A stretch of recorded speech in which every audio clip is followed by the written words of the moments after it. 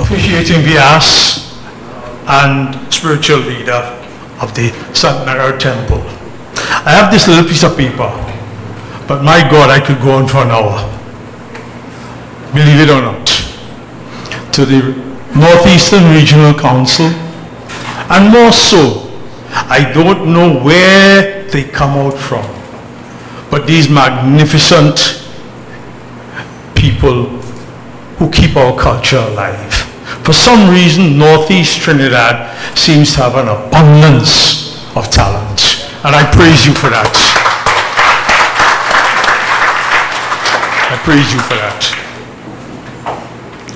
Today is the 4th of June. At this point in time, 177 years ago, our forefathers had not landed in Trinidad as yet, you know. They were quarantined on an island called Nelson Island. Just like we were quarantined. How ironic that we've just come out of quarantine ourselves. We were also quarantined. And these, who they refer to as half-naked people, that came on that vessel in 1845 with their Jahaji bundle. Do we ask ourselves, what did they have in that bundle? In that bundle was mere one change of clothing. The Ramayana, the Bhagavad Gita, seeds of India, seeds that they would have put there to come to the new land that they were about to enter. What did they bring? I don't have to tell you. You would know. Okra, same, bodhi, whatever. But they brought those things with them. And today, 177 years later, we are the benefactors of these things. We are what we refer to as prisoners of our genes. We are Hindus. We are Sanatanist Hindus. Swami Vivekananda, in September of 1893, at Chicago in a conference, made a statement. I am proud to belong to a religion which has taught the world tolerance and universal acceptance. He's proud. We are proud. But there's much that could be said about our controversial 177 years. A lot can be said. In 1952, the Sanatan Dharma Sabha was formed. We had a 65% and greater illiteracy amongst our people. Our forefathers at that point in time decided to build schools. Was it schools? No. They were bamboo poles, as Pandit would know, with little galvanized roofing. They were fully air conditioned, no walls. They were fully air conditioned. The politicians of the day referred to them as cowsheds. The politicians of yesteryear referred to them as cowsheds. And today, the politicians of the day want to get their children into our schools, those cowsheds. I get calls on a daily basis begging to enter our schools. Sandy Grande to Rio Claro to Siparia to Don Miguel. They're overflowing. Those cowsheds in 72 years have brought and uplifted not only the Hindu community, but the entire of Trinidad and Tobago and the children of yesteryear. This is what we have done. This is what our forefathers have given to us. In 1966, a gentleman by the name of Bade Sagan Maharaj fought tooth and nail for the recognition of Diwali. Diwali to become a public holiday. And it was announced that Diwali was a public holiday. And to celebrate this great achievement, but they wanted to hold it at the University of the West Indies. Why at the University of the West Indies? That is a question that we will answer as we go along during this speech. But do you know that to hold it at the University of the West Indies, he had to insure the entire University of the West Indies from fire? He insured the entire University of the West Indies. How I know? It was my grandfather. That is how I know. Many a times he would have spoken about it. The tens of thousands of dollars, which is equivalent to what? Millions today? He did that for the Hindu community. Not only him, you have the son of the soil, Ramprasad Golai. Never forget him, you know. Never forget Ramprasad Golai and many others. There were many of them. But like anything else, there's a spiritual leader. There was a leader. But if you are not there, there is no leader. You have to be present for there to be a leader. You have to be present for there to be a spiritual head. So we must understand where we came from. And in understanding where we came from, we know where we are today. And in understanding where we are today, it will guide us into tomorrow. The virtues of our great books, particularly the Vedas, is that it adjusts to time. Pandit will tell you. It is equivalent, and its source and its messages are relevant as of yesteryear to yesterday into tomorrow. It's how you interpret it and how it is interpreted to you. It is a universal book. It is the book of the world, the Vedas. And we must honor that. When we celebrate Indian Arrival Day, we do it with prompt and ceremony. For many years we haven't been able to. But we do it with prompt and ceremony. And in doing it with prompt and ceremony, we must always remember we're not superior to any religious group in this country. It's just that we have been able to hold on to what we have.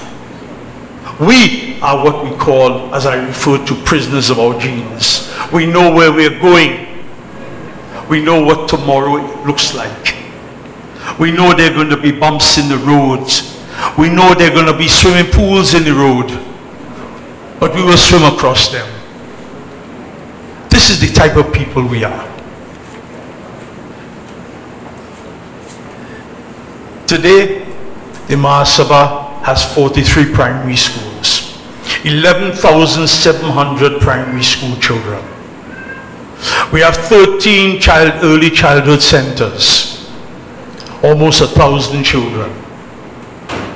We have 5 secondary schools, 3,387 young people. I won't say children, I will say young people. Young people. We have 153 temples. We have almost 200 pandits. This is where we are today. This is where we have successfully navigated all political, all religious, and all, I say it with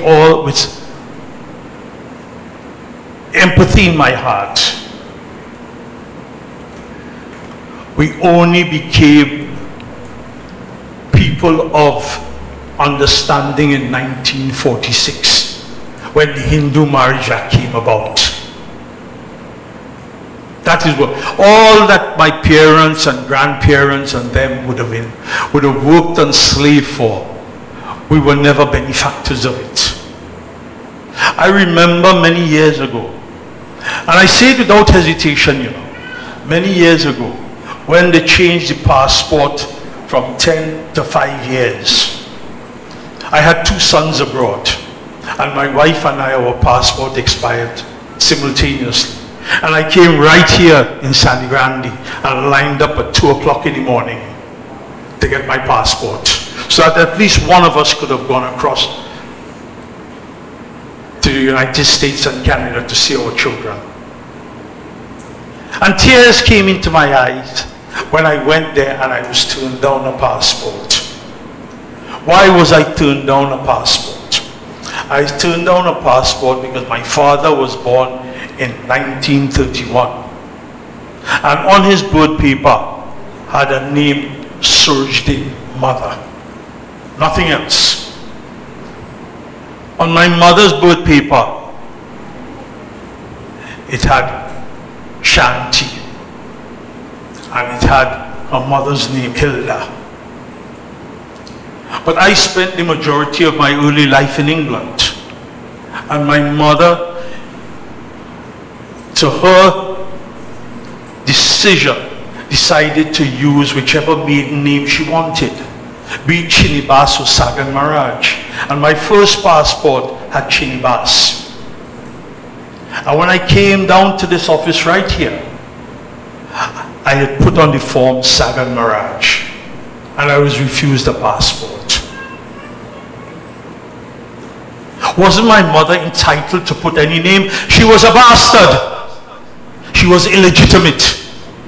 Hindu marriage acts were not proclaimed until 1946. I was denied a passport. I was born in Trinidad, but I left Trinidad when I was 1 year of age. So after much cajoling and much threatening, I used the word bastard, which the English dictionary has it as something other than illegitimate. It has different connotations. But I demanded my right. You cannot tell me that I was not entitled to a passport because my parents were illegitimate. This is what we had to face. This is what we have surmounted today. But mind you, never ever not look back, because it could be coming back again somewhere down the line. We celebrate, and we will continue to celebrate. Indian arrival has begun once again. The Bal Vikas is now going to start back once again. Our children are being educated. So many young ladies are going to Lakshmi Girls and other very prominent schools. And we must ask ourselves, are they better living in Trinidad or out of Trinidad? We must ask ourselves, are they going to be treated fairly? Are they going to be treated fairly? We have yet to achieve our goals, because we don't know what our goals are. All we know is that we're going forward all the time. The goals of the Maha Sabha is to have an education institute referred to as a university. Pandit Bhaunat and the Bagelus, all of them in our Sabha executive, we've spoken about this thing. We have 25 acres opposite St. Augustine Girls High School. That belongs to the Sanatan Dharma Maha Sabha. That is the vision we have, to have that type of institution. We have open classes, online classes with a number of universities in India at this point in our time. We have a Pandit school, 52 Pandits, classes every Monday. This is what we are doing for the Hindu community. This is what you are contributing by being here for the Hindu community and for your children and grandchildren yet to be born.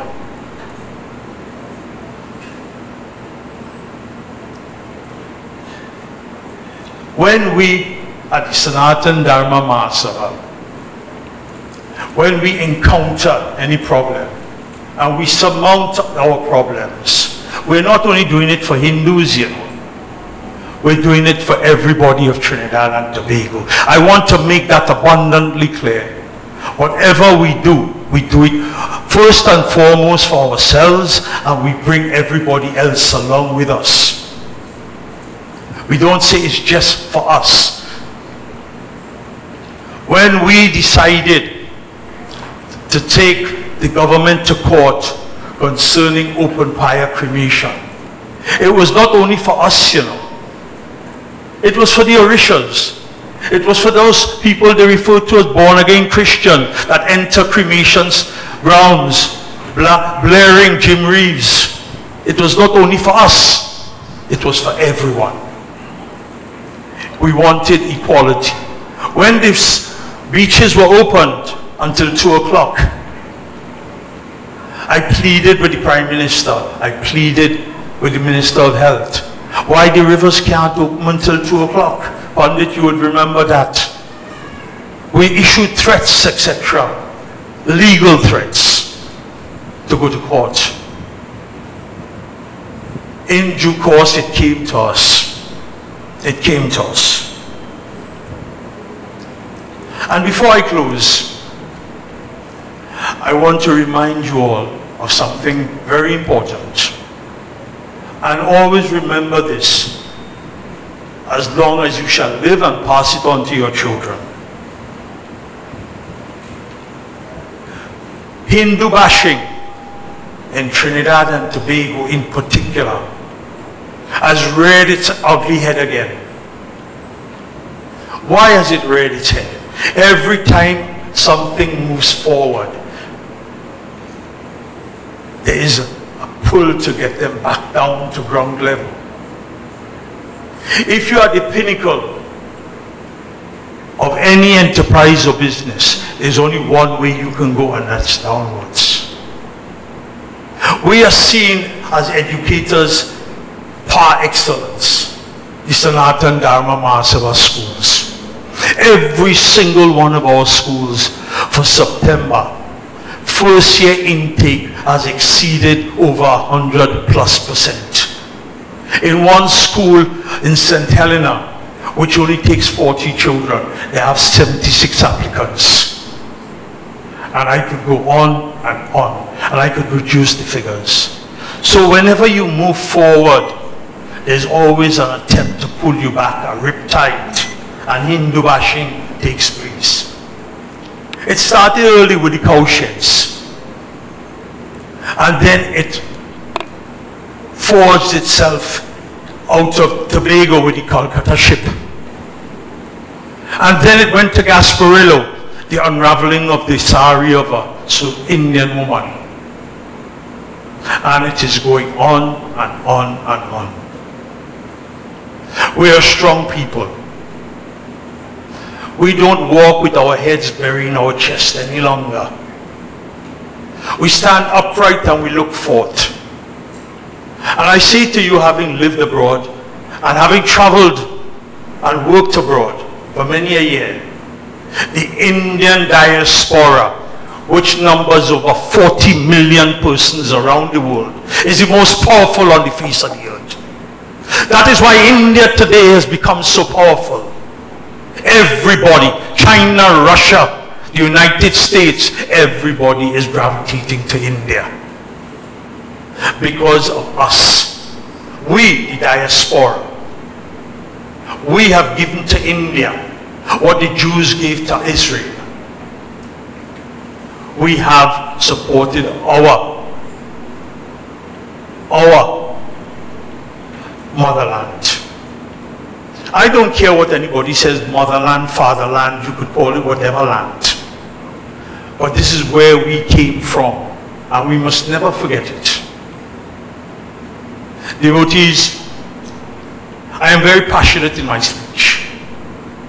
I'm very passionate because I'm hurting inside. But there is something even bigger in life that I have learned.